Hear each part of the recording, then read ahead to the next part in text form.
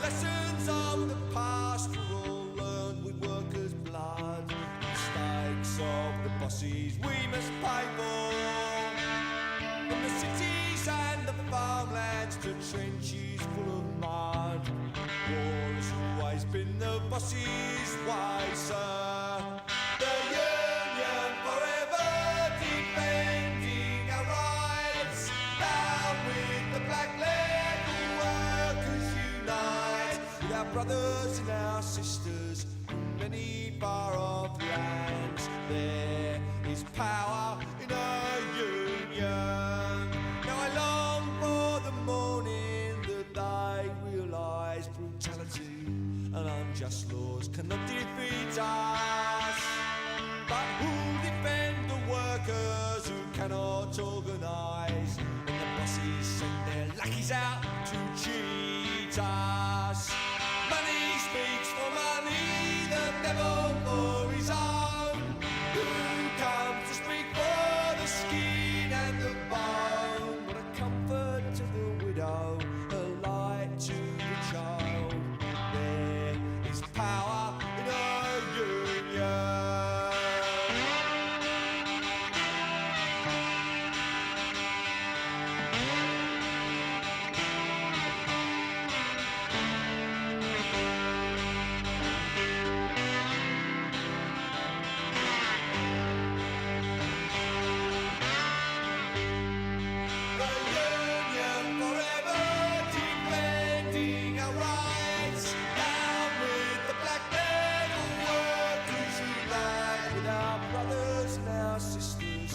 Together we will stand. There is power in our union.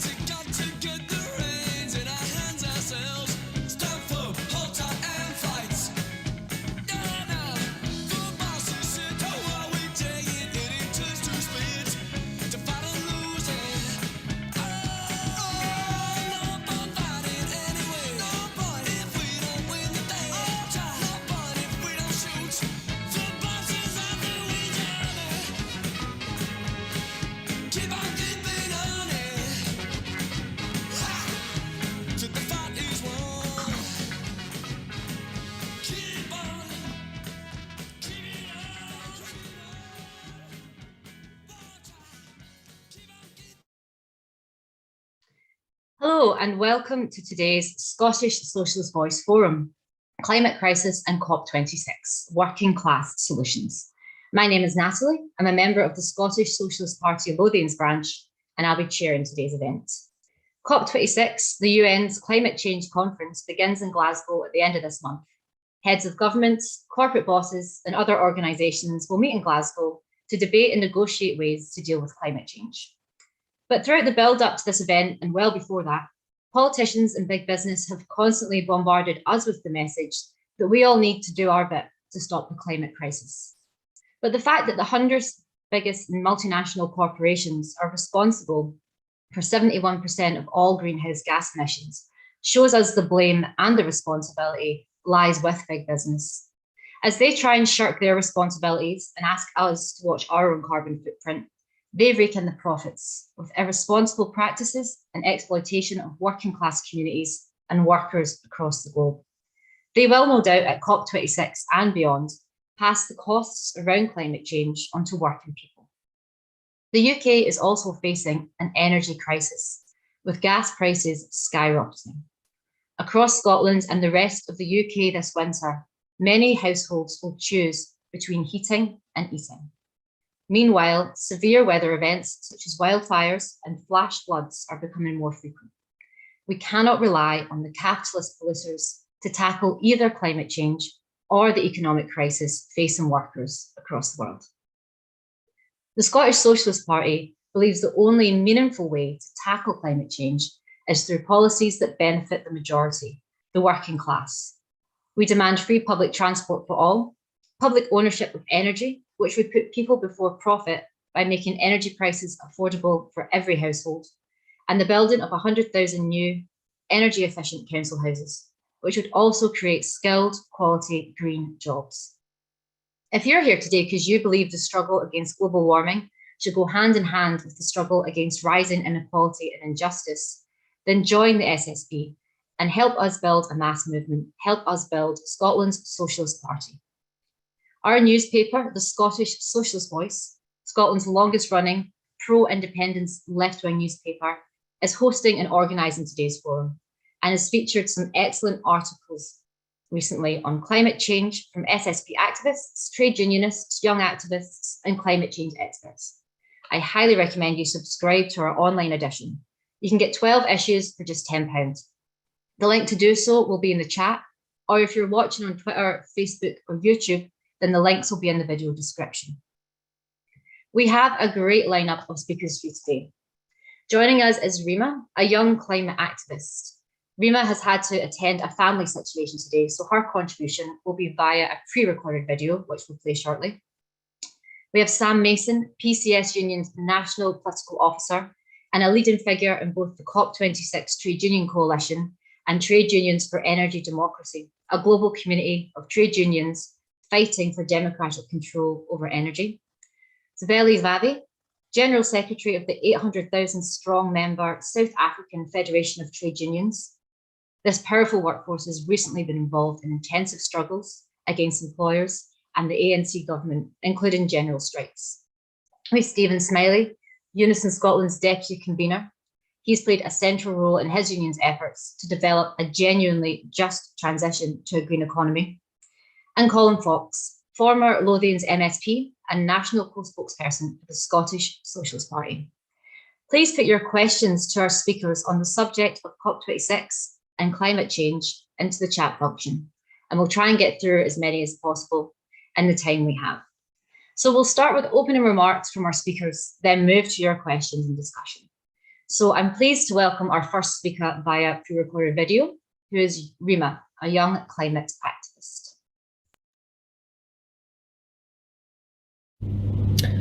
Hello, I am sorry I can't be here today, only because I've had to go home for something. So I thought I'd make a quick 3-minute video just about climate change, about global warming, and what I see to be the most suitable methods to tackle the climate crisis that we're in. If there are any awkward pauses, I'm sorry. It's only because I don't know how to edit videos. But yeah, so when talking about global warming and climate change, I think the most important starting point, the most important thing to understand is that global warming will affect everybody, although it won't treat everyone the same. It won't treat everyone equally, and that is due to a number of factors, but I personally boiled that down to two, so class and geographical location. So even within this Zoom, there are probably people of different classes, and we all would have experienced climate change differently based off of that, the way you're born or where you're born. In terms of geographical location, I'd say that my experiences of climate change are really sort of minuscule compared to my parents' family in Bangladesh, who have to relocate every few years because the flooding is so bad, or my own parents even, who grew up in Bangladesh and had to live through these constant floods due to the rising sea level, and that's something that will only get worse. And we've seen, in the past few years, that hurricanes and wildfires they happen, and especially in the US with wildfires happening more and more, and in Australia, it is really only the poorest that suffer from these types of ecological crises, and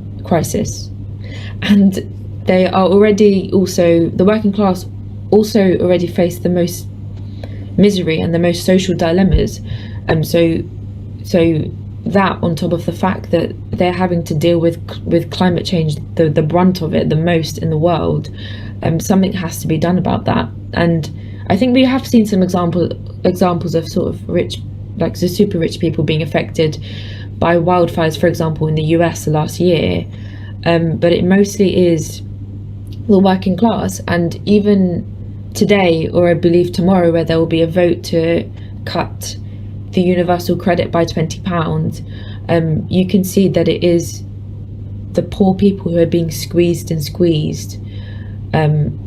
it's really unfair. I was reading on a UN report that there are over 200 million climate refugees, and from a government who's already so hesitant to help refugees or people that are fleeing war, you can only imagine when you add millions of more to those numbers, when you add the climate refugees to those numbers, it will be a disaster. Like, there will be a disaster in the future, because we also actively contribute, well, corporations so actively contribute to greenhouse gases, to climate change, yet we're so hesitant to help people who flee that. There is also a UN report from 2017 which says that 821 million people are at the risk of starvation, and that's due to global warming ruining agriculture, and it will continue to do so.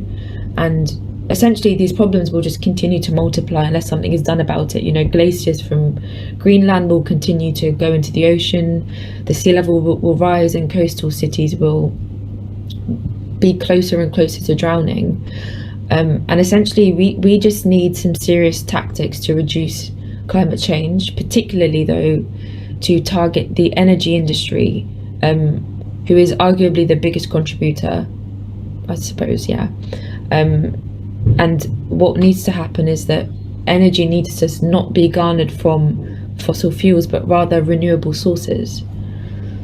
So essentially there are a lot of methods put forward every day to tackle climate change, and as green as they may be, they don't actually have the right fundamental principles at core to eradicate class privileges and to not allow capitalist markets to dominate and have it will continue to have a negative impact on the environment. I see the most suitable method to tackle this to be socialism, and to break that down even further, that's for more power to be given to the international working class community, so for more public ownership and more democratic control of production and society as a whole. And as I mentioned already, without public ownership of, say, transport systems, the laws of capitalist markets will just continue to have negative consequences on the environment. More sustainable homes are needed, and I don't actually know the statistics, but I'm pretty sure this government has promised to build more sustainable homes and council homes, but that's just something that they've not done. In London as well, from where I'm from, In terms of transport, we have the congestion charge and we have the ultra low emissions charge, which is a bit more recent, which is something that you must pay whenever you drive into central London. But a free transport system, or a transport system which costs considerably less for customers, for travellers, would be much more effective. Rather, we're actually going backwards, since there is always talk about cutting free transport on all TfL buses for school children. So you can clearly see how the working class are impacted here, and there's also too much blame being shifted and not much being done about it. So we have corporations that try to convince the public that the overconsumption, they say the overconsumption of by the surplus population is what contributes to climate change the most. So they're essentially saying that ordinary people are what cause climate change the most. However, I read a Carbon Majors report from 2017, which I wrote here, which they've said that 70% of greenhouse gases worldwide come from 100 large corporations between 1988 and 2015. So you can see how the blame is always being shifted onto the working class, and how nothing is being done about it. So yeah, that's all I have to say. Thank you very much for listening, and maybe I hope to see you soon. Thank you. Excellent. So next up we have Sam Mason, PCS Union's National Political Officer. Thanks, Natalie. Yeah, and that was a great video from Rima. Really critical point she's raised in there. Just say I'm a policy officer, not a political officer, but that's fine. Often gets confused, just in case any of my colleagues think I've suddenly taken their jobs. Yeah, I'm just going to say a little bit about the COP coalition and the trade union caucus within that, and some of the international initiatives we've got underway at the moment with regards to the COP. So yeah, obviously I'm in PCS trade union, and we're one of several unions that have signed up to the COP26 coalition, which is a broad-based civil society number of groups, but very critically includes trade unionists. So why it's got environmental activists, NGOs, faith-based social groups. We have got this core of trade union activists in there, and since the beginning of the year we've been organising around what we've called a trade union caucus, which I think has been really important, because it was a way which we asked for quite early on to establish within the coalition, to make sure that we brought the worker voice and demands into the wider coalition, and to really challenge some of the terminology, for example, around the concepts of just transition and what we mean by that from a worker-led perspective, rather than just this sort of tag-on of words. I should say within that caucus, we're not actually talking about specific trade union policies, because we would just get into a minefield there. And what our real purpose is about mobilising our movement for mainly the Global Day of Action, obviously on the 6th of November, with protests across the country. I'm not going to say anything about Glasgow, because Stephen Smellie and others will be able to talk much better about that than I am, as they're at the heart of organising that. But we are very proactively reaching out across all trade unions to get involved and have really clear trade union worker blocks on the protest, because I think our message has really been, it's not good enough to keep shouting from the trade union movement that workers' voices have got to be at the forefront if we're not going to be on the streets, and if we're not going to be there making our own demands and saying what they are and showing ourselves as a working class movement.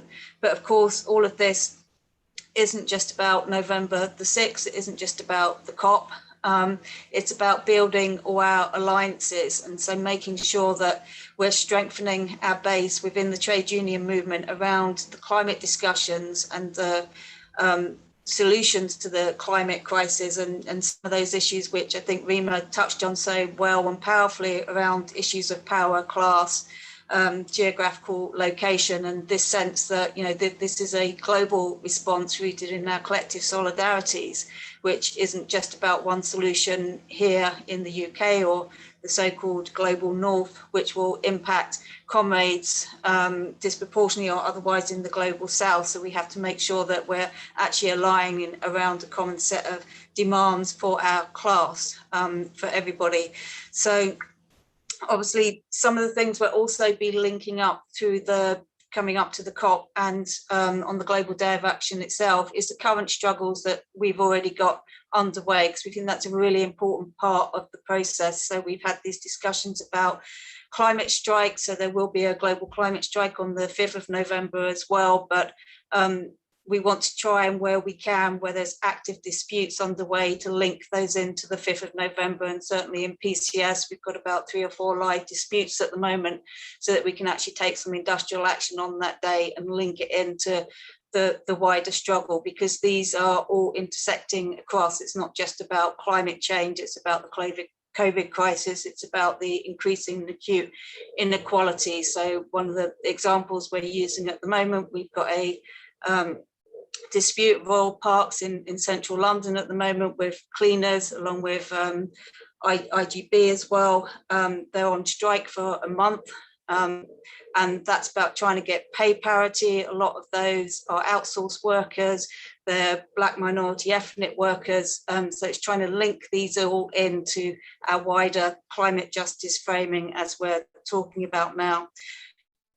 But I think one thing that we've started to develop beyond sort of initiatives that have currently been underway is strengthening our ties internationally and through the coalition, through the caucus, but also outside of that. Now, the International Trade Union Congress will have its, if I can just find the on my screen, what it calls its top level priorities for the COP. So it'd be around 2 things: social justice, enabling climate ambition. So it talks a lot about this climate ambition with just transition. But I think what we all know, it doesn't matter which target is set, if we don't have a plan to get there and deal with those issues of power, ownership, democratic control, anyone can pluck out which target they like. And clearly we see this from Boris Johnson, the UK government at the moment. So these are not serious plans. So it's up to us to make those serious plans and have those discussions. So one of the ways we've been doing that, CGT in France organised over the summer a conference. I think you had about 130 different organisations participating from across the world, and they've come up with a statement which is part of an ongoing process, but that has about 6-7 points in it. And again, critical in that is about climate change is illusory without public ownership and democratic control of resources and energy. And I think, obviously we're hear this a lot, probably in the contributions today, but it's such a crucial point, and about workers' struggles being able to join together, but also challenging the authoritarianism and neo-fascist governments, because even clearly what we're seeing from the UK perspective, just even in terms of that democratic participation in these processes becoming extremely limited and constricted as well, whether that's through anti-trade union legislation or wider political, repressive legislation like the Crime and Police Sentencing Act and the extra restrictions now that they want to introduce on the back of the Extinction Rebellion and Insulate Britain protesters as well, gluing themselves to the M25 in London. And of course, the other sort of important part is, you mentioned trade unions for energy democracy, and I know there'll probably be some contribution on this. I won't talk about that too much at the moment, but obviously that's a really important movement that's been going on for a number of years now. So it's a global initiative, which really is bringing together a collective of unions from across the world around a central commitment of public ownership and democratic control, obviously linked to those wider social demands as well and issues of power.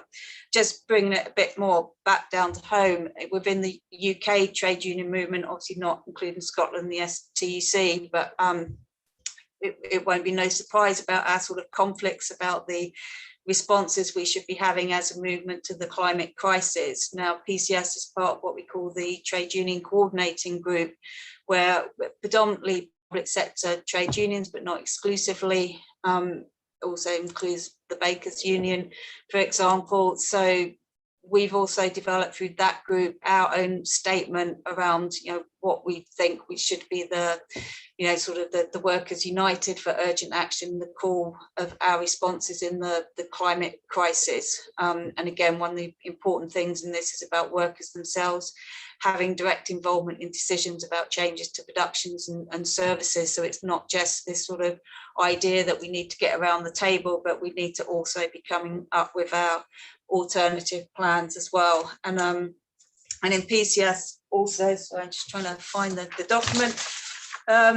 I know other unions doing it too, but PCS is doing a big push out to all our members. We've done a briefing, you see it here, and why the COP matters to members, why our unions actually getting involved and investing a lot of time in this. And it builds on a pamphlet we did in 2017 on energy, just transition and energy democracy, a civil service perspective. But again, it's got our list of demands in there as well, and sort of builds around the concepts of a national climate service and a fully resourced civil service, which has got shrunk over the years. I mean, it's been expanded recently, but and linking this to the repeal of anti-trade union laws, things like the discussions that have happened within the Scottish government members around a 4-day working week, so setting those out as well. So I think it's important that we bring these things into the COP discussions and our mobilisations and the range of events that are going to be taking place in Glasgow and outside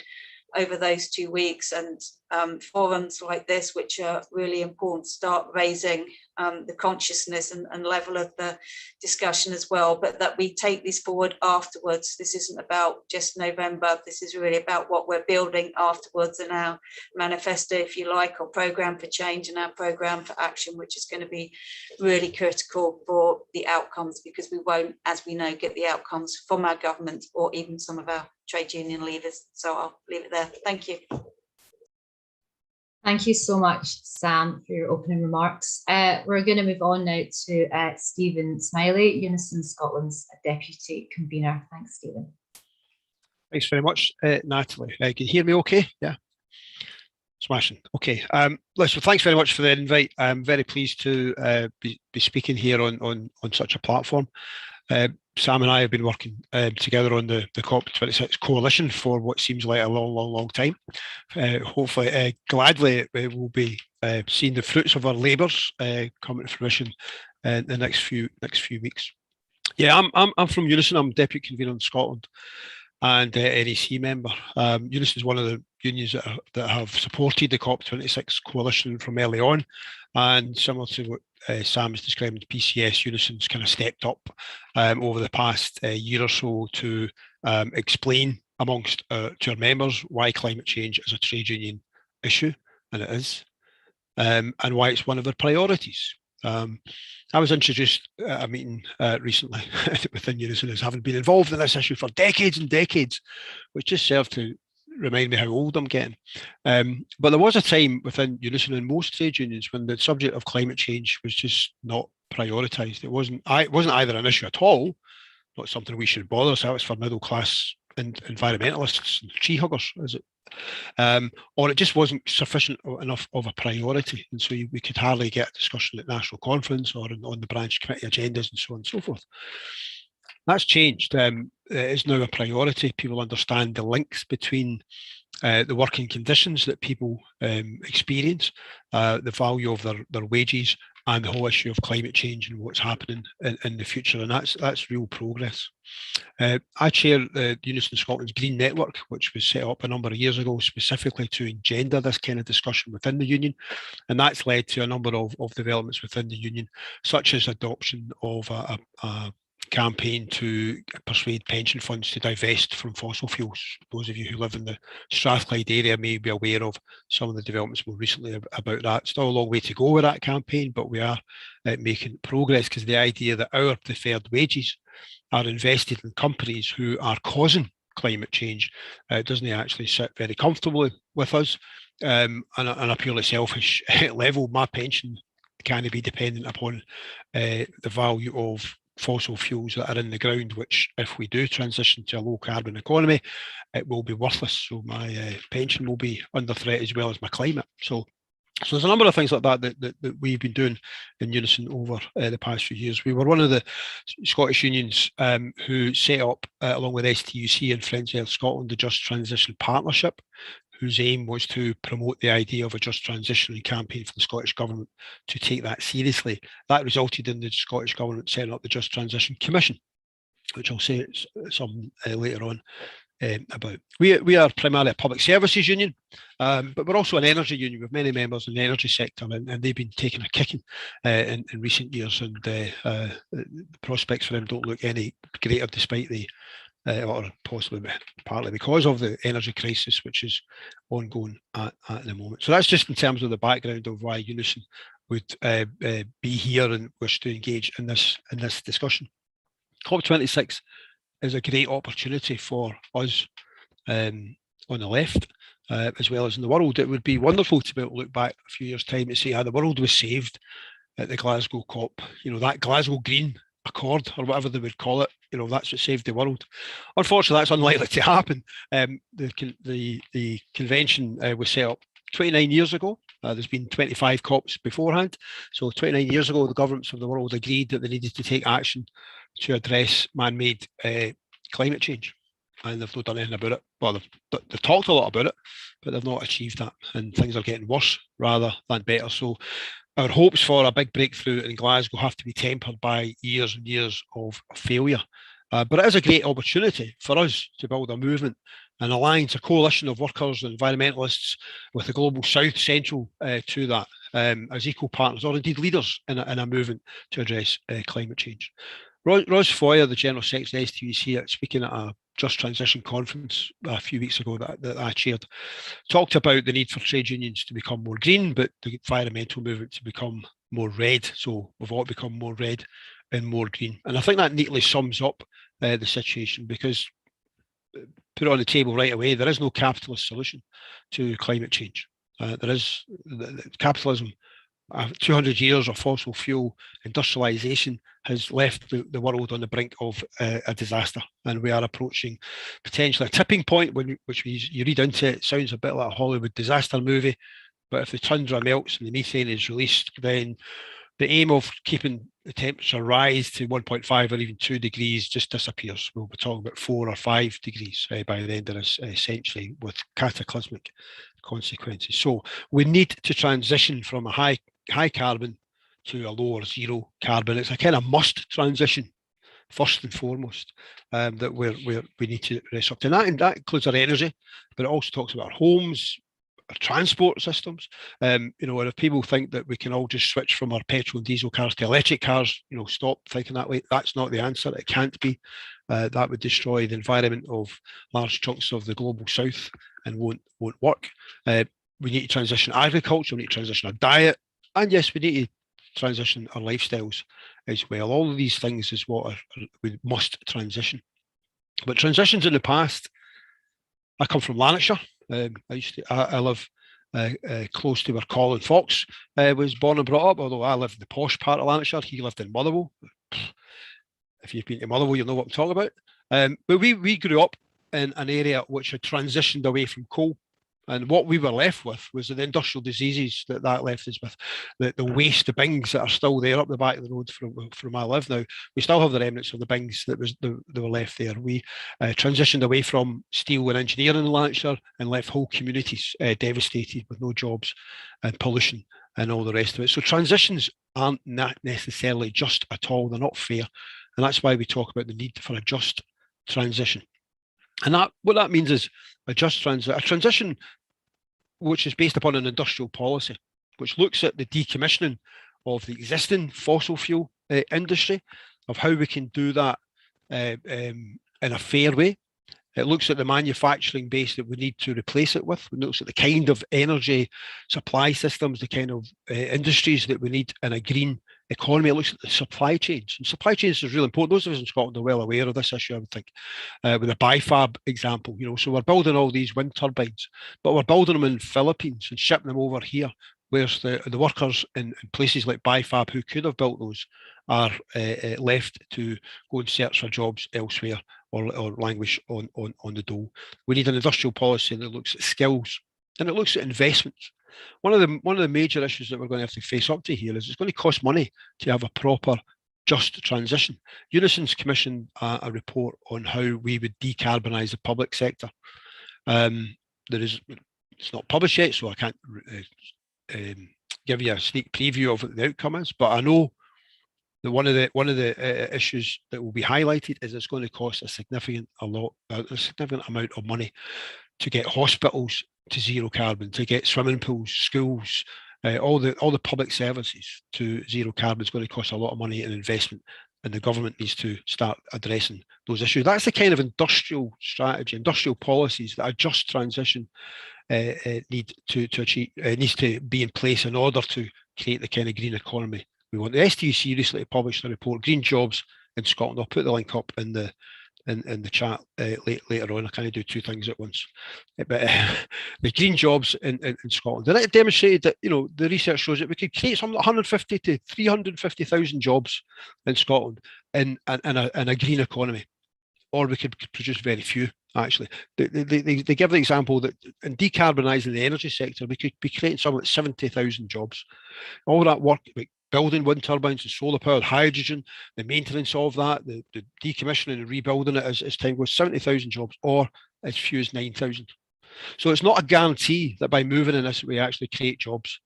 We were promised a green jobs bonanza. It never transpired because the existing policies, past policies and existing policies, have failed in that. So we need to address what the policy is. That means the state has to step in, the government has to step in. We need state planning, we need state investment, we need national controls, we need transport integration. We need to address the fundamental issue of ownership. The private sector, the private energy companies, private businesses are not going to deliver a just transition. They're not even going to deliver renewable energy at all. Decisions for Energy Democracy that Sam referred to earlier on, they've produced masses of evidence across Europe and the world which demonstrate the investment from private interests into renewables is zero, unless they are handed money hand over fist by governments to build it through subsidies and allowing them to charge customers additional costs of the renewable energy. So the state needs to play a key role in this, and local government, not just the government. Local government has a key role to play as well. We know in Scotland we talk about municipal bus companies. Lothian is the one example we've got, but the policies there that other councils should be looking at that. There's no reason why local councils couldn't become generators of electricity. Some of them already are. When they built a lot of schools, they've got solar panels, so they actually are generating their own electricity, but it's simply for that school use. Right, Natalie, get the sign.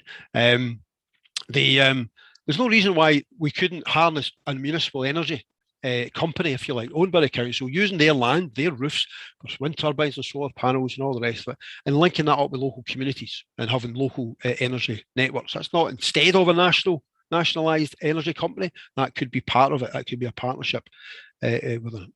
But in Scotland, there's a lot that could be done. And one of the questions, since I'm on talking about state and the role of government, I'll just throw in there a question which I hear sometimes raised is whether independence is necessary to achieve all these things. And I think the answer to that is no, actually. There's no reason why all this couldn't be done at a UK level or a European level or whatever. I have to say I think it's more likely, if we had independence, that these things would be put in place, because I don't think the Westminster government is on anywhere near that track of considering it. So, so no, but yes, it would be part of it. So that's the link between what we're talking about here today and climate change and these other political issues is critical, and we need to link that to it. So the Scottish Just Transition Commission I referred to earlier on.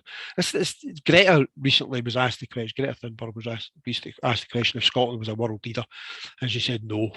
And that disappointed a lot of people, I suppose, well, mostly Nicola, I suppose. There is no government that you could seriously claim to be world leading. But Scotland, to be fair, has taken steps which would suggest that, they might be, have a bit of a claim to that. And one of those things is the Just Transition Commission, where they have now established in a formal sense, Just Transition Commission, which will basically check what the government's doing as to whether they're on the right road or not. That was a result of the work that the Just Transition Partnership, the trade unions.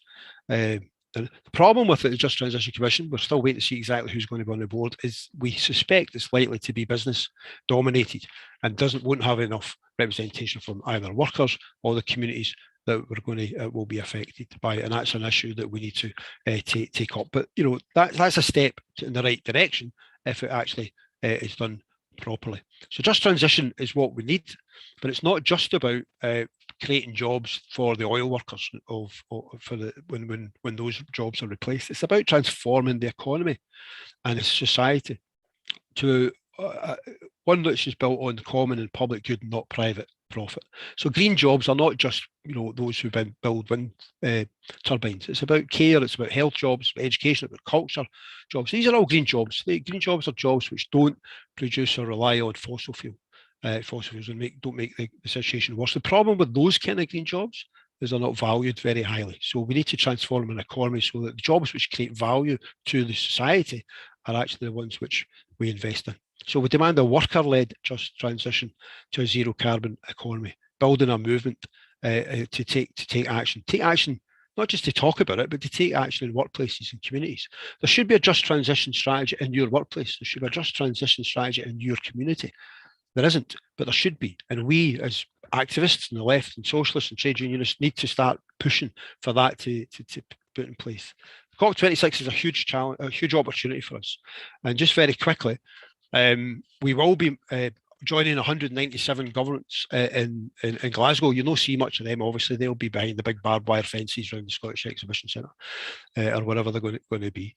But there's a chance for us to link up with many visitors to the city from across the world. Not as many as we would hope because of COVID and the restrictions that the UK government have put on that. But there will be an opportunity to strengthen our movement. There will be the mass demonstration on November the 6th, starting at Kelvin Grove Park at 11:30. Where there will be a trade union workers block, and I would invite all of you to join us there. Bring your flags and particularly bring your trade union banners, I would ask you, but bring your flags and be seen there. We want a very visible trade union worker presence on that demonstration. That will march to Glasgow Green, where there'll be a rally. But as well as that, the COP26 coalitions arrange a whole range of activities throughout the fortnight, including updates every night in terms of what is actually happening. We'll have the People's Summit, where there'll be hundreds of discussions, seminars and events. There'll be protests, we'll be talking about what actions governments need to take, but also be talking about what action we can take. And this is our opportunity to build our coalition for change in society, to save the climate and to save our class. So thanks very much, Natalie. I'll leave it at that. Perfect timing there, thank you. So a slight change to our speaker lineup. We were next meant to have Smellie, but unfortunately he is now attending a family funeral. So we have a comrade of the South African Federation of Trade Unions joining us. We've got Dominic Brown from Cape Town's Alternative Development Information Centre, and he works with unions on energy and climate change. So thank you so much, Dominic, for stepping in at the last minute. Over to you. Thank you, Natalie, and a big thanks to the Scottish Socialist Voice for organizing this meeting. I think it's very important to have these discussions, and I'm sure you're very disappointed that it's not Zwelinzima Vavi. And so I will be brief, both because I'm not team and can't speak on behalf of SAFTU, but also because I didn't have a lot of time to prepare. In South Africa, perhaps just to give you a bit of context, we have currently 44% of the working age population unemployed. This has grown significantly under the pandemic, but it's a long standing structural problem. Alongside this, we also have deep levels, if not the deepest levels of inequalities in the world, both in terms of income inequalities as well as wealth inequalities. At the same time, we also a massive, disproportionately high emitter of carbon emissions based on the size of the economy and population size. A lot of this is rooted in an economy that's based on and dependent on mining and extractivism, and also the national energy utility or state-owned enterprise which produces about 90% of the country's energy. And most of this, more than 75% of this, comes from the burning of coal. So given the dependence on mining and coal, we see South Africa, as I said, one of the biggest emitters of carbon emissions in the world. Now, what we are seeing is for some time building up to and following the pandemic, an intensification of a neoliberal austerity agenda. And this comes in various forms, as we have been hearing greater attacks on the working class. Here we are seeing it in the form of the deepest or the biggest budget cuts in post-apartheid South Africa, where there's been major cuts to social services, to infrastructure, as well as to the public sector wage bill. But in addition to this, we also see the further liberalization of key services, not least of energy.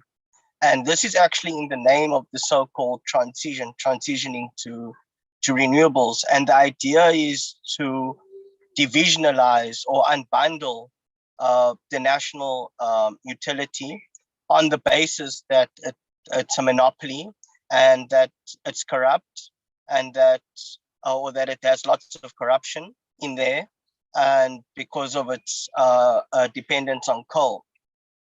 And this buys into the global narrative that the private energy, renewable energy sector is able to bring about a transition to decarbonize our countries.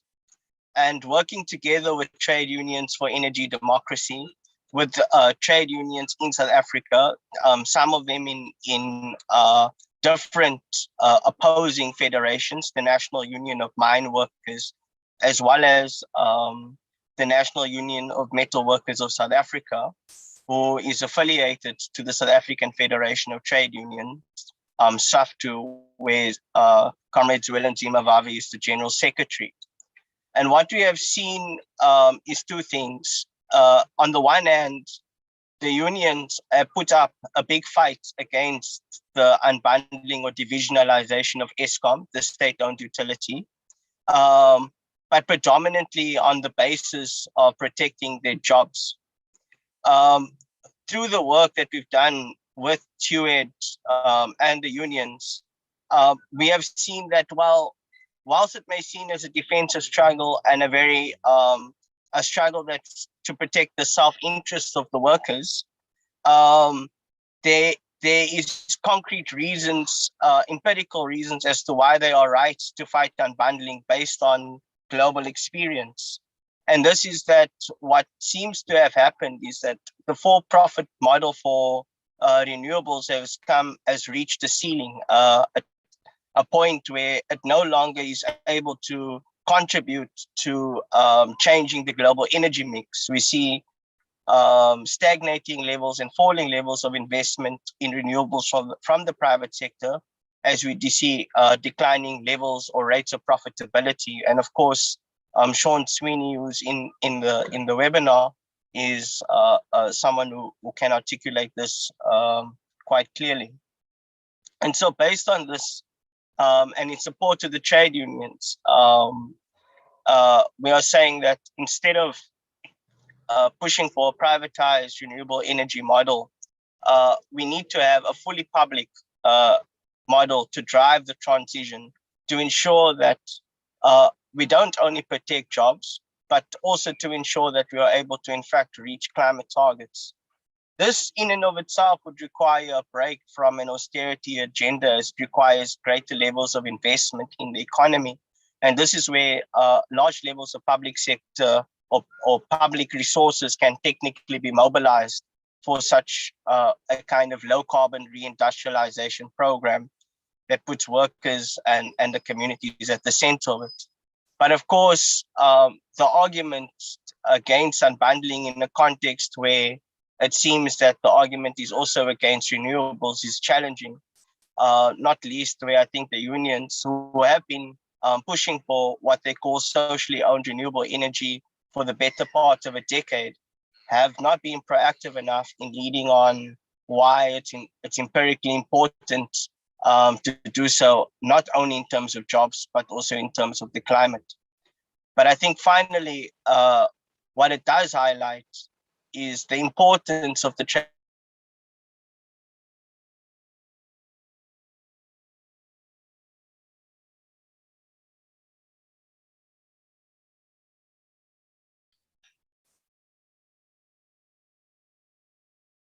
I think we may have lost signal on Dominic there. I'm just going to give him a wee minute just in case he can get back on.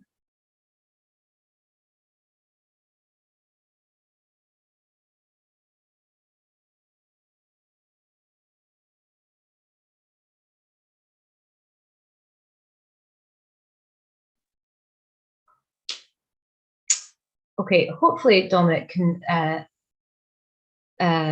join us again a bit later. But if not, we'll thank him for his contribution and for stepping in at the last minute.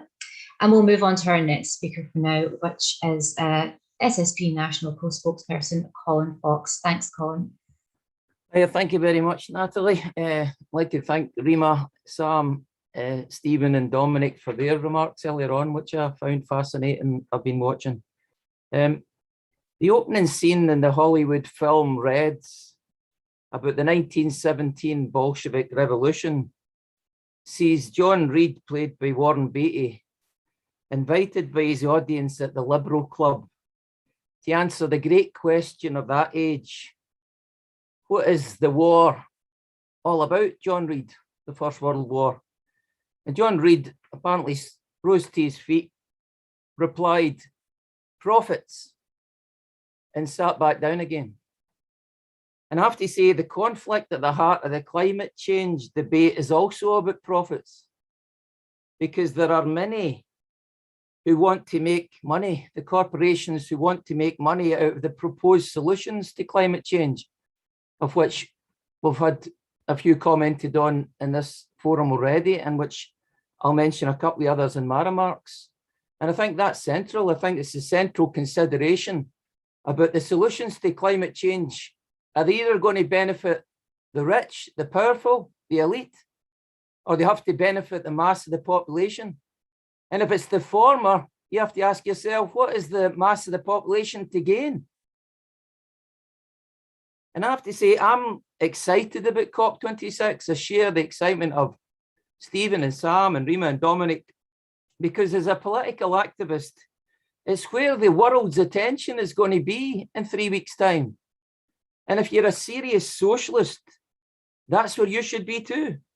There's going to be intense debate with profoundly conflicted and deeply opposing political conclusions offered up in the course of those remarks. Held under the United Nations banner, delegates will gather from all over the world to consider both the nature of the climate change challenge and what solutions are possible. And the Scottish Socialist Party takes the view that whatever solutions emerge, they must benefit those who need help the most. They must benefit those in the gravest danger.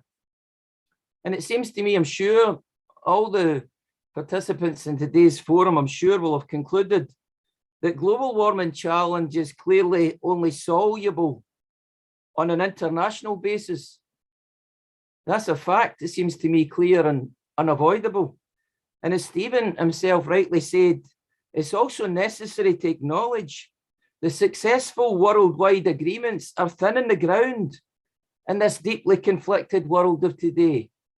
Thinning the ground. The Nuclear Non-Proliferation Treaty, for example, has not held up. The promise of meaningful aid to the third world likewise falls down on a daily and annual basis. And the global trade is governed by the anarchy of the so-called free market, which puts hundreds of millions of people, including those that Dominic just mentioned, into poverty on the one hand, and creates vast profits for others on the other, with widening inequalities as a result. And we all have to see what the world is, and the world is clearly, the United Nations is littered with failed treaties, international treaties. When united action is needed, unfortunately, the record isn't great. And so you're entitled to ask, what exactly will Boris Johnson, Joe Biden, Xi Jinping, Angela Merkel, Vladimir Putin, or dare I even say Cyril Ramaphosa, what will they be saying at COP26? And the one thing they have in common is they're all out to protect their interests, and in particular, the interests of global capitalism. That's the fact that we know is coming. They see global capitalism sees immense profits to be made out of solutions to global warming. Look, for example, at the enormous market for electric vehicles. Look at the profits that Tesla is making.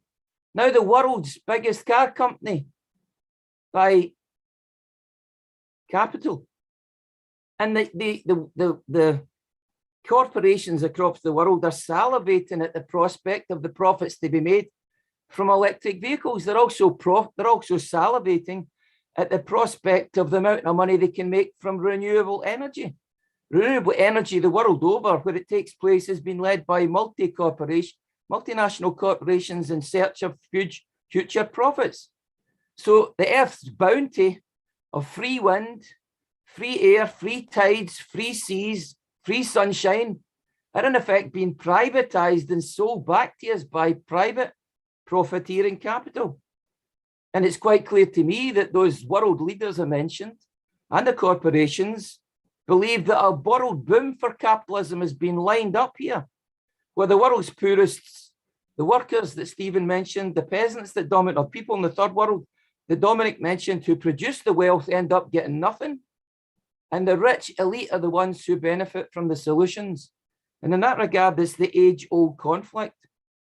Well, the Scottish Socialist Party takes the view that in embracing the challenge that this enforced change brings, we advocate an entirely different approach, a socialist New Deal, if you like, where the transition to renewable energy protects the livelihoods of those people who would see their livelihoods disappear with the end of fossil fuels. And in other words, we embrace the new possibilities with gusto, and at the same time insist that guarantees are given for those in jeopardy.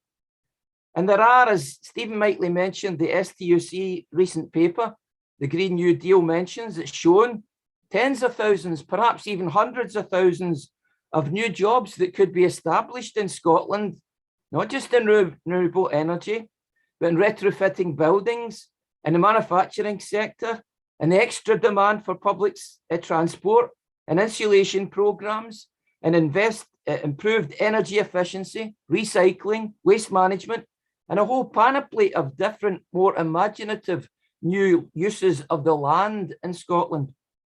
And as a scientific socialist, the Scottish Socialist Party has long understood that the world cannot keep burning fossil fuels.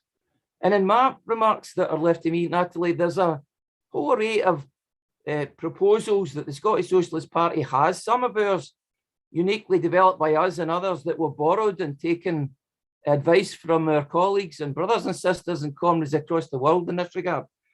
But of the two that I want to focus on in the minutes that are left to me, I wanted to remind this audience that the Scottish Socialist Party presented a bill to the Holyrood Parliament 15 years ago for the introduction of free public transport. I remember sitting in a debate, or participating in a debate with the then Transport Minister, Tavish Scott, where I said, given that we need to reduce emissions, then surely the answer is to give people a better alternative to using their car by making all buses, trams, trains, underground travel free in Scotland, thus driving down emissions and reducing inequality at the one and the same time. And we pointed out then that in the Belgian city, I do beg your pardon, the Belgian city of Hasselt, the measure was introduced in the year 2000, free public transport in that Belgian city, to considerable success. Since then, similar initiatives have been taken in the downtown area. That's the commute, the center, a city center, if you like, of several American cities, including Salt Lake City, Seattle, and San Francisco. And we more recently seen that Luxembourg became the first country in the world to follow Hasselt's lead and deliver free public transport across that country as a whole. And to me, this is an idea whose time has come. The second initiative I wanted to touch on in these remarks was that socialists like us gathered here should take pride in the fact that we've long argued for the return, yes, the return of Scotland's oil, gas and electricity generation industries to public ownership. And again, this is another idea that's come into its own, because through public ownership, we can lead the transition towards clean energy and eradicate the scourge of fuel poverty that still exists in Scotland. As things stand, the big energy companies reap all the rewards of this free natural bounty, and yet their failure on delivering measures to combat fuel poverty are manifest. So in the run-up to the COP26 events, the Scottish Socialist Party activists have been involved in street stalls, letters to the press, conversations and correspondence with government ministers explaining why we need to fight for solutions that make working class people's lives better, not worse, and to make the world fairer, not more unfair. Come and sign the petition, we say, to combat global warming and widening inequality together. Send your own message to Nicola Sturgeon ahead of the COP26 conference in Glasgow, that the campaign against global warming has to go hand in hand with the campaign against widening inequalities, or it just won't work. So how do you combat global warming and rising inequalities together? That's how you try it, by taking back into public ownership those industries that used to belong to us all, by making free public transport available to everybody. Have people seen the price of train travel in this country? You need a mortgage to travel in the trains. It hardly encourages people to leave their car at home. And yet finally, Natalie, I want to say this, the question that inevitably arises, and I'm sure everyone has asked themselves, is who is going to deliver these reforms? Who is it's going to deliver free public transport? Who is it's going to return our gas, electricity and oil industries to public ownership? Is Nicola Sturgeon going to introduce free public transport in Scotland? I don't think so. Is Keir Starmer going to return essential public services like gas, oil and electricity to public hands? No, of course not. We the people are going to have to replace those representatives, and we're going to have to fight for these changes ourselves. That's the scale of the challenge. And of course, that brings us to the socialist struggle itself. The Scottish Socialist Party's message that we carry in the voice is that working class people, first of all, have to be alert to the threat that global warming poses. We have to be alert to the solutions that benefit them. And then we have to fight for them. For our part, the Scottish Socialist Party understands the nature of this challenge, and we'll be raising these issues as best we can before, during and after the COP26 conference in Glasgow next month. And I'd urge you, everybody here, send the message that others should join us. Join us in Glasgow. Join this fight for justice, for combating inequality, combating climate change. Join the Scottish Socialist Party to halt global warming and rising inequality together. Thank you very much. Thank you, Colin, and thanks to all our speakers for their opening remarks. We've got some questions coming in, which I'm going to put to the panel now. If you've got any questions, you can type them in the chat. If you don't want to do that, you can sort of virtually raise your hands and we can unmute you and I'll come to you. But please keep it to short questions. No 10-minute soapboxes, please. I can and will mute. So we'll start with the first question that comes from Colin Turbett, and it's similar to a question that I was going to ask. So I'll combine the two, and it's about individualism, really.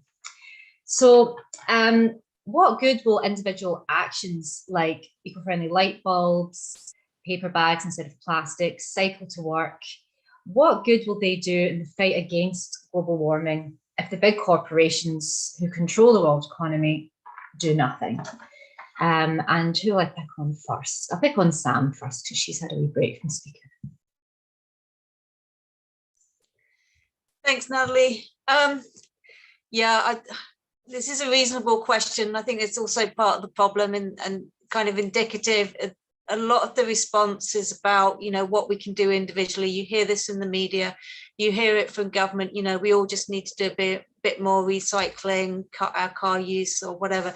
That's not going to be the game changer. There's nothing wrong to do those things. I think it all makes us feel a bit better if we're a bit conscious about some of our own personal activities and, what we might do in our communities. But it really isn't the game changer at all. And we need collective action and we need collective solutions. And I think it's a real problem that if we let our political leaders, and whether that's at national level or whether that's in our municipal levels or local authorities, get off the hook around this one. And I was smiling a bit when Rima mentioned about ULEZ and the ultra low emission zones in London, because that really impacts where I live. I'm in northeast London. They're just expanding the zone, and it's a real hot potato issue because who's it going to impact? Mainly working class people who, the white van drivers in London who are going to have to come in to central London to do their work. So there's an enormous backlash about these, against these measures because there aren't alternatives in place for them. They have to come in for the work. They need their vans. They're not living in places or where, even in London, I know everyone talks about how great public transport is in London, and it, generally is, but I know where some of these workers are, that they can't just hop on a bus or a train. And if I just think about my nephew who's a window cleaner, you don't want to take your ladders and buckets on that, which he's had to do at times on the buses. It's not great. So we got to get real proper solutions to these things. And we can do it, but and stuff like around regulations of the the plastic taxes for your bags or whatever. It can shift behaviour, but it's not about these nudges of behavioural shifts. We need political shifts and real proper solutions. Thanks. Thanks, Sam. Stephen, do you want to come in on that one? Just quick, I did mention lifestyle in my opening remarks, but it was at the end of our list. I think. Listen, I wouldn't diminish lifestyle. I think what individuals do for them and their family and their friends is important because it partly is educational. It's about developing a culture which influences political direction.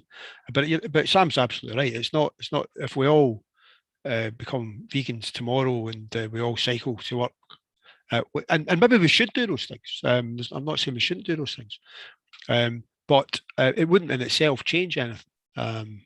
Society, we need to change the structures, and I think Colin touched on it in the chat. Colin Turbot in the chat. If we create opportunities, if we create the possibility, if we have free public transport, as Colin Fox was saying, the chances of people giving up their cars is much greater. And therefore, it's those kind of things which are significant. So that would be a lifestyle choice, but it's a lifestyle choice that most people, or many people, currently don't have. Although bear in mind that something like a quarter to a third of the people in Glasgow don't have access to a car at the moment. So there is a class issue about even those kind of situations. So I would encourage people to think about their own lifestyle choices. Obviously, that's I think most of us do. We don't go about ruining the environment deliberately. But it's not, as Sam says, it's not the game changer. The game changer is much bigger issues that we need to, that we've been talking about and highlighting. Thanks, Colin. Yeah, I was just going to add. I think I'm in the position where I think that it makes you feel good to get long life light bulbs, paper, the measures that you mentioned, and that people do get, a sense that they're contributing towards that. So like Stephen, I wouldn't discourage it. I don't think that you should get down on people for that. All I would try and say is, I think you have to at all times have an appreciation of the scale, and that what you're doing is on the margins. It's marginal. It's even if everybody in the world went over a long life light bulbs, energy efficient light bulbs and paper bags and the rest of it, the scale of the challenge and the enormity of what we're dealing with makes that only ever going to be marginal. And I'll offer you one example, perhaps hopefully gives you a sense of the proportion and the scale. In the years between 2012 and 2014, so about 18 months, 2 years, China laid more concrete, more railways, built more airports, built more skyscrapers, poured more steel in those 2 years than the United States of America did in the whole of the 20th century. 2 years. And America was no slouch. If you've been to New York, they had a thing or two about skyscrapers.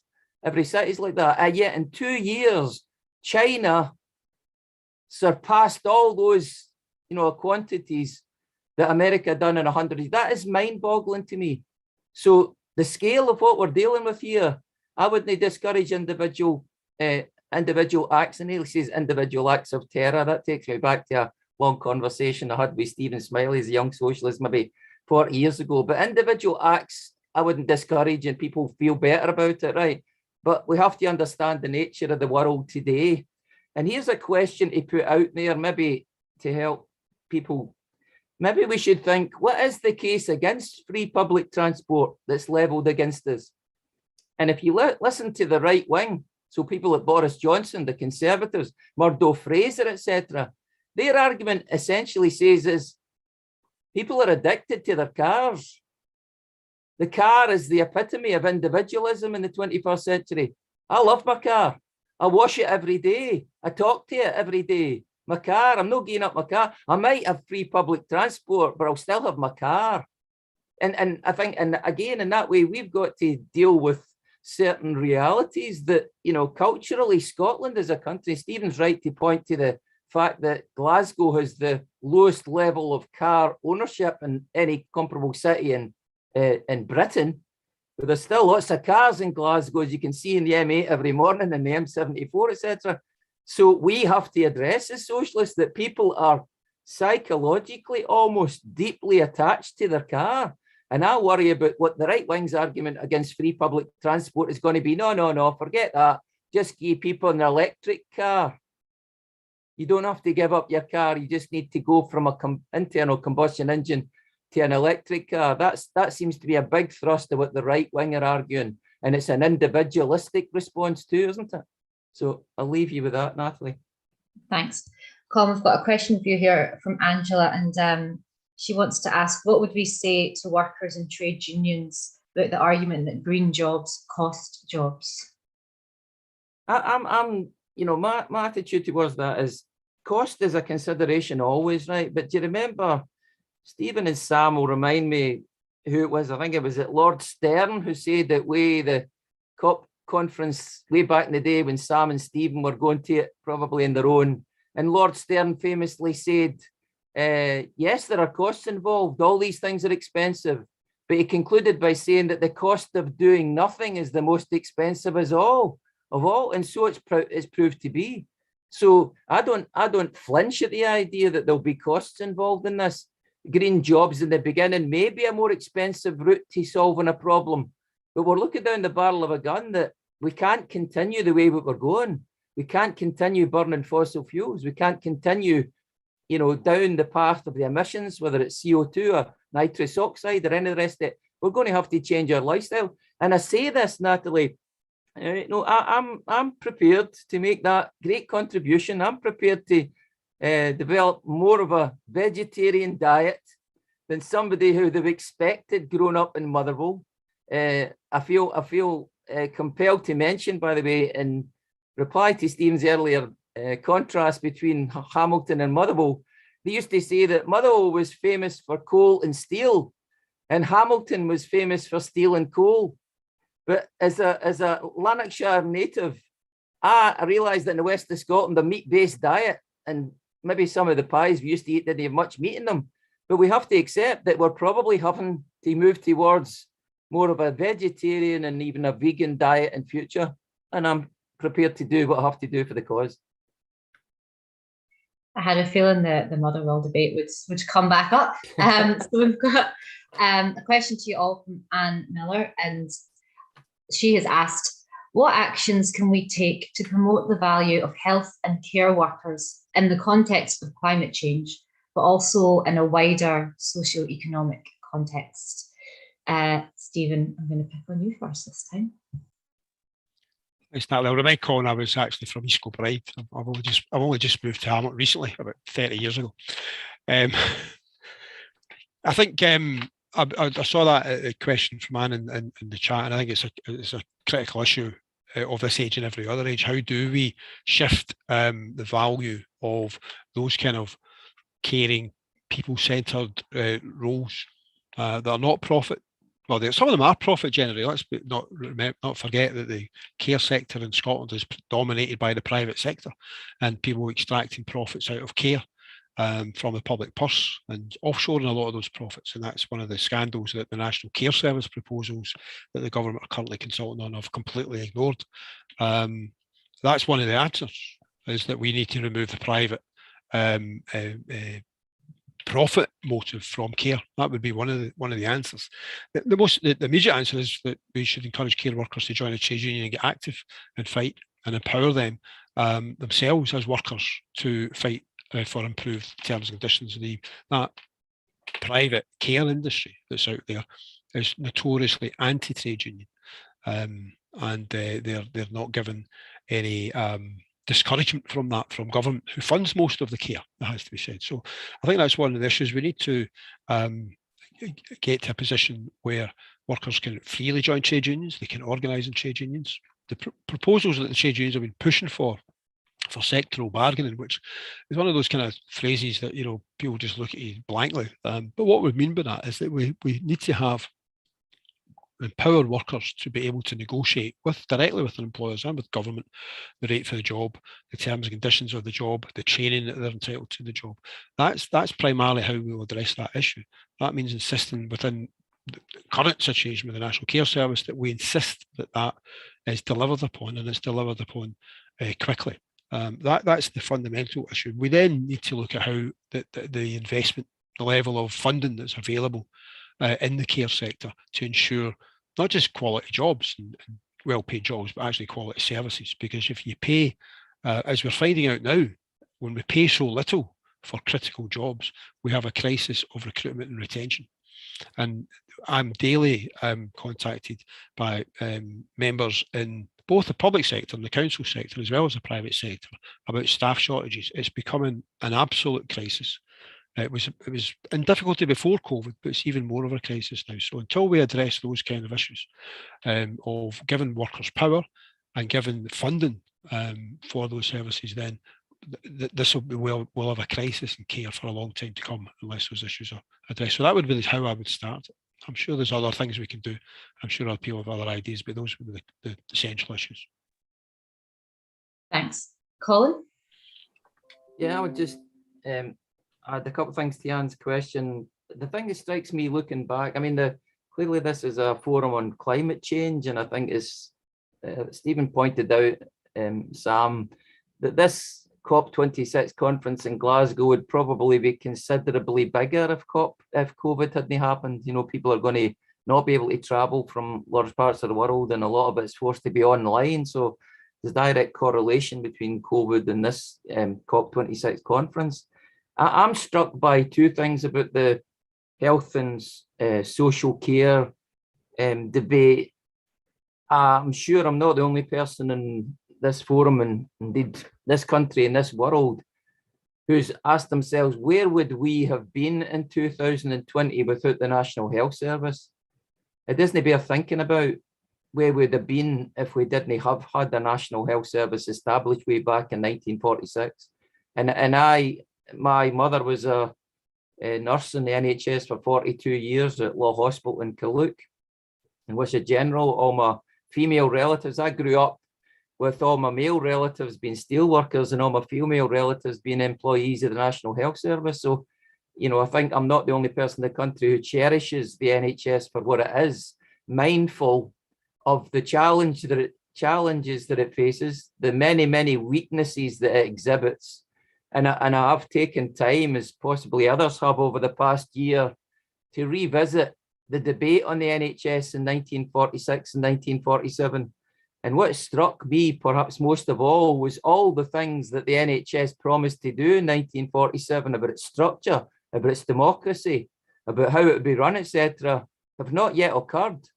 There's many, many things about the NHS that are imperfect, let's put it that way. And whilst on the one hand, I think the whole country's attitude toward the NHS is proud, cherished institution, grateful for its, its existence and grateful to benefit from it on a daily basis. The care services, if I can put it that, social care services in this country are shocking. They're entirely inadequate. They're nothing like the NHS. And I take issue, I have done in correspondence with Nicola Sturgeon, who says that she's going to establish in Scotland a national care service on a par with the NHS, to quote her directly. Well, she's offering no such thing. She's not offering us a national care service on a par with NHS because it's private. It's not publicly owned. It's not fit for the 21st century. And the social care condition, I think, has been exposed by the COVID pandemic. And I have to say, this week, I submitted on behalf of the Scottish Socialist Party our second submission to the Scottish Government's consultation on a national care service, making it clear we're in favour of one that's free, fit for the 21st century and publicly owned. And I think that I'm clear that having seen the opinion polling evidence, represents majority opinion in this country now. Thank you. And Sam, would you like to come in on this, and then I'll bring in Richard? Yeah, I was going to say a couple of things, and I think in a way Colin highlighted it. There's a genderisation issue here, and nobody's mentioned gender around this, and I thought it was indicative, Colin, when you mentioned about, one side of your family in the care were the women and the men were in the still. And I think this is a problem we have in our movement and in our trade union debates, because we tend to have a bit of a hierarchy in reality about who's more important in sort of just transition, and which jobs are important, and terms which I personally really hate use of, the sort of high skilled versus low skilled, and somehow that care workers, that's kind of the low skilled really, which of course they're not, and we know that. And I think as we all know, as we saw last year, particularly in the height of COVID and the lockdowns, who were the important people in our society, who kept it going? It was the care workers, it was the health workers, it was the transport workers, and even in the civil service, it was those working DWP and and those collecting the taxes as well, who rarely get a mention. So PCS members. So, and I think that's what's important. We have to change about how we see work and value work, and address those structural inequalities, particularly around the gender questions, and not just gender, also it's disability as well. And I think that's really critical. So I'll just leave it there, because I think everything else has been said really. Thank you. I'm going to bring in Richie Benton now. Richie Benton is SSP trade union organiser. He also organised this forum today. So thank you, Richie. I'll let you come in now. Thanks, Natalie. Well, I wanted to chip in a few comments because of an issue was raised about how do we convince people that there might be job losses as a result of a transition away from a fossil-based economy and so on, to put in a very brief sort of way. In organising this forum, one of the themes that we've made central is that we want measures that tackle the climate catastrophe in a fashion that actually enhances and improves the lives of the working class masses and young people, instead of being a weapon to make it worse for them. And I think that's critically important, because frankly, I'll put it as bluntly as this: if we don't put across that kind of alternative, I believe we're more or less doomed when it comes to trying to persuade the vast majority of the population of the case for a transition away from the current economy, unless it's going to improve their material well-being in every sense. Of course, we can say if there's no planet, there'll be no jobs. That's true. But it's a fairly futile argument with somebody whose livelihood depends on a job that currently is in the likes of the North Sea, unless you put an alternative. It's significant, I think, that, for example, the branch secretary of one of the main unions in the North Sea has been at this meeting. He had to leave because of work, the RMT offshore sector. He's been up until about 10 minutes ago, I think it was. But I've spoken to people in that sector, and they all, in the main, want a transition to a green economy. It's not that there's this bulwark of reactionaries who deny that there's a climate crisis. Far from it. They're more conscious than most people of the fact that there is a climate crisis, and they want to change away from that. So what do you put instead as alternatives? Let me be concrete about a few examples. The STUC produced a document, Greener Jobs for Scotland, and there's been reference to it, but let me spell it out a little bit. It put detailed examples and analysis of jobs that could be created in different sectors for the public good that were green, and the sum total analysis showed 350,000 jobs in Scotland could be created in the space of 15 years. And there was a breakdown of that, of more immediate figures for certain sectors and so on. That's the scale of the alternative that's already been costed, analysed by economists and so on, if the political will and the appropriate measures were taken, and is centred on the idea of public ownership. So if, for example, we had free public transport, instead of the so-called Scottish Green Party, even before they went into coalition with the SNP, advocating that people like me, who had to drive to work in the middle of the night for a night shift, when there was no such thing as a bus available, that we should be charged £400 or £500 a year as a parking fee at work. Instead of that kind of punitive measure, which does absolutely nothing to tackle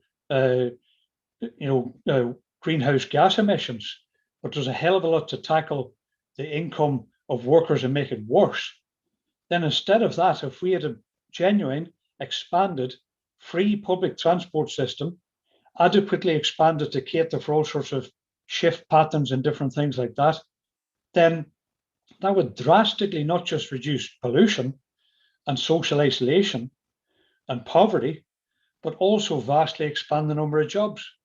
Instead of what we've got right now, the Scottish Government saying they're going along with the proposals to cut the railway services next year, next June, and job losses would flow. Instead of that, we could have a system where there was jobs expanded to build the rolling stock for the railways, to operate them, to maintain the tracks and so on, and the same for the bus services that is Stephen in particular referred to in terms of municipal system of free public transport.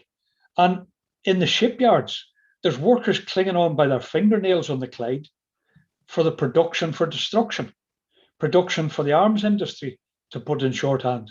Instead of which experts years ago showed, and I wrote about this in the book I wrote, they showed and proved that if you built the ferries required in Scotland in an aging fleet for a public sector provision of transport again, then you could have 5 times as many jobs minimum in the shipyards just for that.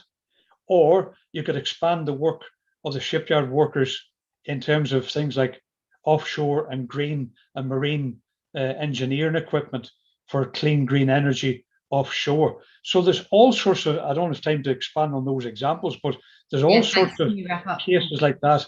And I'll finish by saying this. Instead of doing those things, the current government in Scotland is offshoring pollution by exporting the pollution and then bringing things back and offshoring jobs. We won't get a change to that unless we build a mass force, and we won't get a mass force of people to bring the change unless we offer them the prospects of increased jobs, caring jobs, value the caring jobs, but also the green jobs I've made as examples. If we don't do that, we won't convince them of the need for tackling the climate crisis. Thanks, Richie. So we're coming to the end of the discussion time. I'm gonna, Sean, I'm gonna bring your question in with the last question for the panelists, which is, with limits on our ability to get close to the delegate village, how can we influence what will be decided, and realistically, what will be decided at COP26? Colin, I'll bring you in first. Yeah, I think that's a really good question that Sean's raised there. I mean, who knows? I think my feeling is there will be some things that are different to this one. The usual kind of the norm in the COP26 events and conferences that I've watched over the last few years tends to be they flag up great expectations, and in the end there's a very mild concordance sign, which is a massive fudge and compromise. And ends up with the, you know, the advanced, what would you say, the advanced Western world promising to give the Maldives a couple of billion or something like that to sway their conscience. My feeling is I think things have changed, and I say that changed in terms of the outlook of governments, the outlook of corporations, and I think that I've been actively campaigning in the streets the last 3 months on this issue, 4 months, and what's noticeable is both there and in this bigger, broader corporate debate is I think there's very little evidence of climate deniers, or let me say this, there's a great deal less climate denying going on out there, and an appreciation that something has to be done. Now that something is, you know, open to debate. I suspect that the Concordat, the official Concordat, which by the way I share Sean's scepticism, in many ways that's the least important thing that will take place between the 31st of October and the 12th of November, but I suspect there's a greater appreciation amongst them and in that level that they have to embrace renewable energy. They have to embrace a change of, you know, diet, if you like. They have to embrace the 5 sectors where emissions are at the worst. There's electricity generation, industry, food production, you know, transport. And in all these regards, I think they'll make efforts to address the fact that something has to be done more urgently. And that's probably epitomized by the attitude of Putin and Xi Jinping, not to pick on them for any ideological reasons, but that 2 years ago, both China and Russia were probably heavily in the skeptical, almost climate denying camp, and both of them have moved over. So that's the lesser of the two things that Sean's asked. On the much more important side, I see, and I'm looking forward to COP26 to try and be involved in it as much as I can. I see it very much like the Edinburgh Festival. If people know the Edinburgh Festival, you have the official festival, which is the upper, you know, the Usher Hall, the expensive tickets to the opera, to the ballet, classical music, all that kind of stuff, right? And then you have the Fringe, which is 100 times bigger. It's too expensive, but leave that argument to one side. It's where it's much more accessible, and it's where the real kind of, I forget the phrase that Sam and Mike and Stephen used about where effectively it's the people's forum, you know, that there'll be all these debates, discussions, and I'm looking forward to them immensely, probably expecting to find myself in a tiny minority who approach the question on a class basis and with some class solutions in mind, because I don't think that's where the environmental movement is yet. I'm not a great fan of Greta, whoever it is. You know, I seen her speaking in Italy a couple of weeks ago, and she clearly lost patience with the questions and answered that. I think one answer to one of her questions was, the politicians just say blah, blah, blah, blah, blah. That was her reply, blah, blah, blah, blah, blah. And yet the Italian environment minister had to follow her, and he had to say, yeah, well, Greta talks a lot of sense. You know, I feel myself agreeing with Greta. And the interviewer says, but she just said blah, blah, blah, blah, blah. And it's almost like she set up this Saint Greta, you can't address it. It's the same with David Attenborough. I'm not attracted to any of that. I'm looking forward to genuine debate with comrades and intelligent people like Stephen and Sam and the trade union movement, and people who realise this is serious. This is a present danger, and you need to have realistic solutions to it that have to work, and they have to include the majority of the population of the world. And so I'm excited by it, and I hope to see all my comrades on this screen again in a few weeks' time in Glasgow. Brilliant. Sam, do you want to add anything? Yeah, I'll just add quickly. I mean, I think it's the stuff that happens outside the official COP that's going to be important, and the discussions. And I just wanted to quickly just say one thing on one of the previous questions about the whole green jobs aspect. I think we have to make it clear that workers now, even in the oil and gas industry and the aviation industry, they're on the redundancy end of a boom and bust cycle. And we've seen that happen, forget even climate change. That's the business model. Yeah, so that's the business model we've got to change into the public ownership and workers' power model. And that's what we need to be having the discussions about. And I agree, you know, yeah, Greta's good for mobilising the troops, if you like, and getting the kids out in the school climate strike, but it's not really about the solutions. I don't give a damn that Boris Johnson will stand up and say we're having net zero by 2050. It means nothing. It's all a delusion about what's actually going on. So we've got to build that power and build those alternatives and those answers. So, you know, I'm going to be in Glasgow for a little bit around the 6th of November. TUED will be having a meeting on the 4th of November. So there's going to be really important discussions up there around the STUC and Just Transition Hub and the People's Summit. So I think they're the spaces to be in. And, you know, and it's that good opportunity to engage. And I think that's what we've been able to do a little bit through the coalition, is actually had those conversations with the allies in the environmental movement who haven't thought about the class issues, who haven't thought about the market basis of energy, and just starting to raise that consciousness and ideas and thoughts, and about how we can start to build that political programme to actually challenge this agenda. Thanks. Thank you. The SSP will also be having a public meeting on the 8th of November at 7 p.m. at the Central Community Halls on Mary Hill Road. We hope you can join us for that. Stephen, would you like to come in? Yeah, I'm a bit more of a fan of Greta than Colin is. For one main reason is when she decided to take her actions, she called it a strike. And for a whole generation of young people, the idea of taking strike action suddenly became part of their consciousness. And as a trade union activist, I'm immensely grateful for Greta for raising the consciousness of what strikes are. And I'm reminded of a meeting that we had in the STUC a number of years ago, I think 2018, when the school strikes were, maybe 2019, early in 2019, when the school strikes had began to pick up. And we had I think 3 young school student strikers who came along to this lunchtime meeting, and we listened to what they had to say. And we did our best when we were asked the question not to patronise them and all the rest of it. We were all on our best behaviour. It's great, all these trade unionists. It was all going swimmingly well until Dave Moxon, who Deputy General Secretary of the SDC, asked them if they had any questions of us. And they kind of looked at each other and clearly hadn't rehearsed this. And they, why don't you go on strike?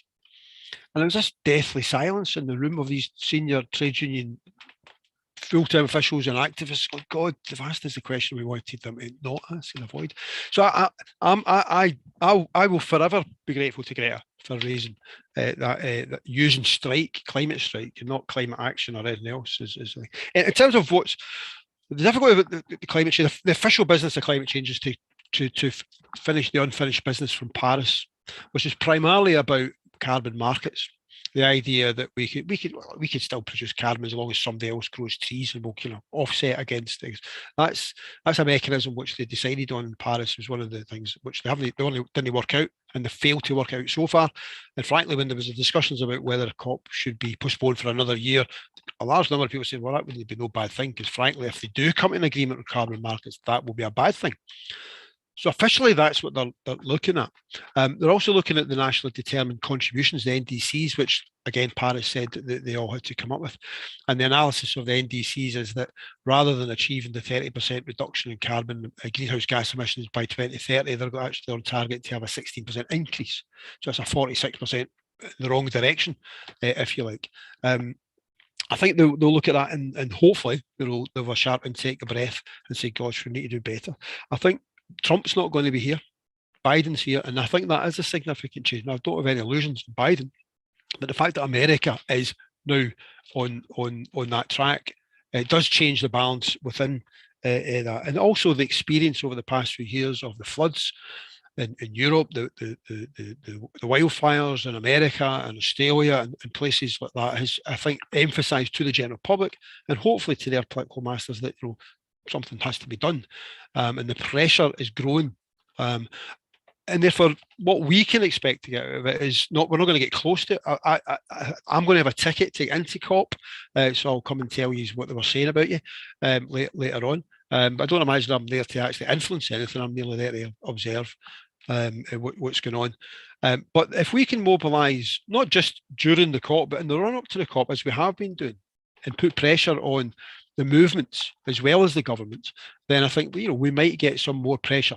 Fundamentally, we need to have targets which are statutory. Governments can't go away. At the moment, they're left to go away and give us your nationally determined contribution. What are you going to do? We're not going to hold you account for it. We're not going to force you, but just tell us what you're going to do, and we'll tut if it's not enough. We need to have some sense that there's got to be an agreement that you will meet these targets, because the IPCC report made it very clear. If we don't take actions now, then the chances of keeping within the 2 degrees or 1.5 degrees is just lost. So they've only got now to take those kind of decisions. And I think the more we stress that, and it doesn't matter who makes that point, whether it's Greta or David Attenborough or 100,000 people marching through the streets of Glasgow, it's important that that point is made. We need action now, and we need our political leaders to understand that. Great, thank you. On that note, before I let you say any final thoughts and closing remarks that you might have, I just want to draw everyone's attention to the Scottish Socialist Voice upcoming crowdfunder. As we've discussed at length today, COP26 will no doubt be focused on profiteering business deals under the guise of fighting climate change. The SSP are determined to counter that and to raise working class socialist demands during COP26. But in order to make our voices heard and get our message out there, we need your support. Every donation to our crowdfunder, big or small, will go towards paying for materials to help us do this, including a special edition of the Scottish Socialist Voice to be sold during COP26. So pamphlets, posters, stickers, t-shirts, etc.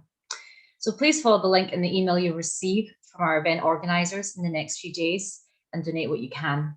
You can also support us right now by visiting our donations page or by subscribing to The Voice. If you're watching today via Twitter, Facebook or YouTube, you'll find the links to this in the description. So thanks for your support. So we'll now just finish up with any closing remarks our speakers would like to make. Sam, do you have anything you'd like to finish up on?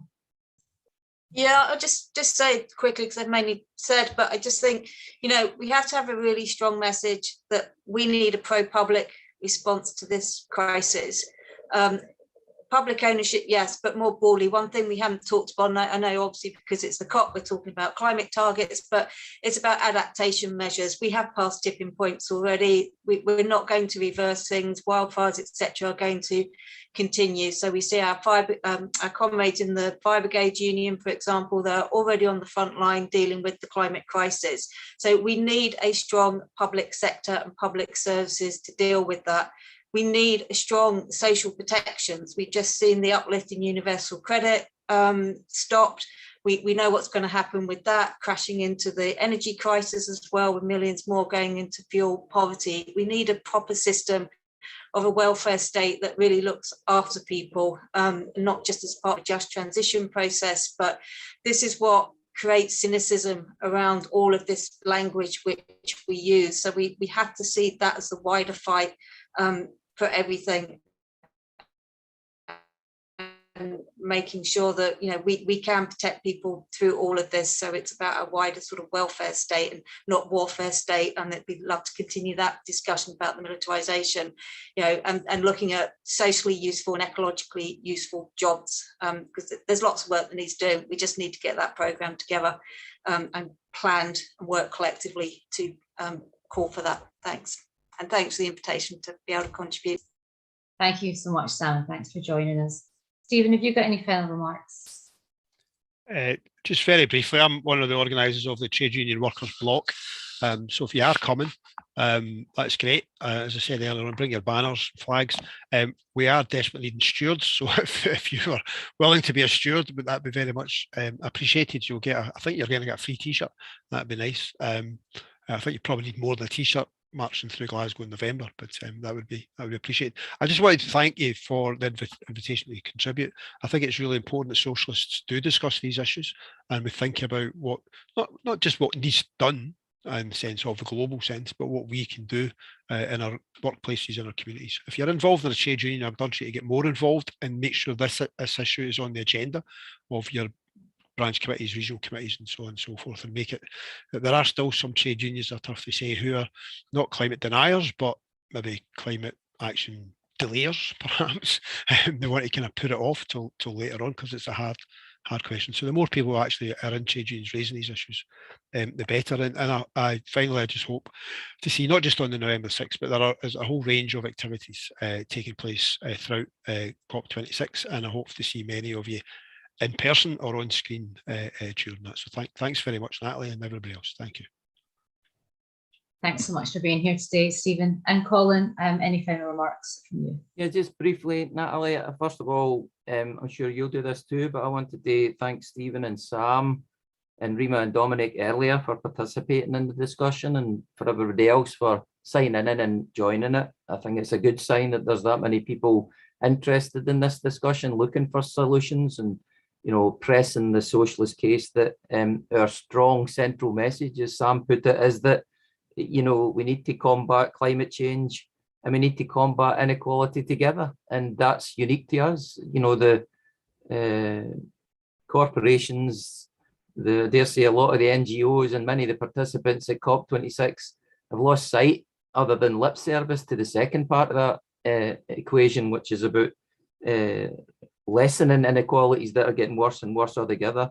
And I think as a socialist, for those of us as socialists, that internationalism that you have as a basic part of your socialist DNA is reinforced surely by the understanding that this is another issue, yet another issue, that can't possibly be solved other than an international context. No one country can solve this problem, you know, the global threat to everybody. And the last two things I was going to say is I wanted also to say, and I'm sure Richie would want me to do this, that for Stephen and Sam and those comrades in the trade union movement who've argued for a long time that the trade union movement and the broader socialist movement had to be more conscious and more aware of this as an item. I think I would hope you're encouraged, but I would see that I would have thought, looking at it from slightly outside, that that's an easier job than it was in the past, that there's a greater appreciation that this is to be done.